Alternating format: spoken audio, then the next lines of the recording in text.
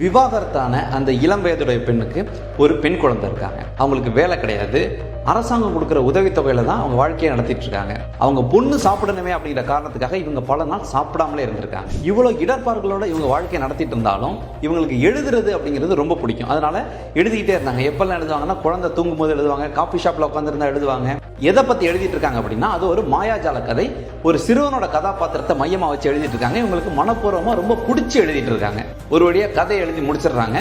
சரி, பப்ளிஷ் பண்ணலாம் அப்படின்னு சொல்லிட்டு பப்ளிஷர்ட்ட அனுப்புறாங்க. ஒரு பப்ளிஷர்ட்ட அனுப்புறாங்க. அவங்க ரிஜெக்ட் பண்ணிட்டாங்க. 1, 2, 3 கிட்டத்தட்ட 12 பேர், அதாவது 12 பப்ளிஷர்ஸ் அதை ரிஜெக்ட் பண்ணிட்டாங்க. என்ன காரணம் சொல்றாங்கன்னா, என்ன இவ்வளவு பெருசு இருக்கு, இவ்வளவு பெருசெல்லாம் யாரு படிப்பாங்க, இது என்ன வித்தியாசமா இருக்கு, குழந்தைங்களாம் இதை படிக்கவே படிக்காது அப்படின்னு ஒவ்வொருத்தவங்க ஒவ்வொரு ரீசன் சொல்லி அதை ரிஜெக்ட் பண்ணிட்டே இருந்திருக்காங்க. 13ஆவதா ப்ளூம்ஸ்பெரி அப்படின்னு ஒரு சின்ன பப்ளிஷர்ஸ் வந்திருக்காங்க.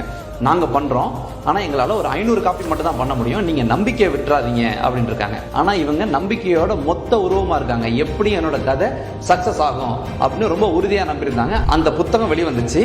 வரலாற்று சாதனை படைக்கிற அளவுக்கு அந்த புத்தகம் விற்பனையாச்சு. அது பல பேரோட வாழ்க்கையை மொத்தமா மாத்தினுச்சு. ரொம்ப முக்கியமா இந்த எழுத்தாளரோட வாழ்க்கையும் மாத்திருச்சு. அதாவது கஷ்டப்பட்டு இருந்த அவங்க மில்லினியரா, ஏன் பில்லினியரா மாறுற அளவுக்கு அது பொருளாதாரத்தை அவங்களுக்கு கொடுத்துச்சு. அந்த எழுத்தாளரோட பேர் தான் J.K. ரவுலிங். அவங்க அப்படி என்ன பெரிய புத்தகம் எழுதியிருக்காங்க அப்படின்னு யோசிக்கலாம். உங்களுக்கும் எனக்கு நல்லா தெரிஞ்ச, திரைப்படமா வந்தும் மிகப்பெரிய வெற்றி அடைந்த ஹாரி பாட்டர். J.K. ரவுலிங் அவங்க சொல்லியிருக்காங்க, rock bottom become the solid foundation which I will rebuild my life அப்படின்னு.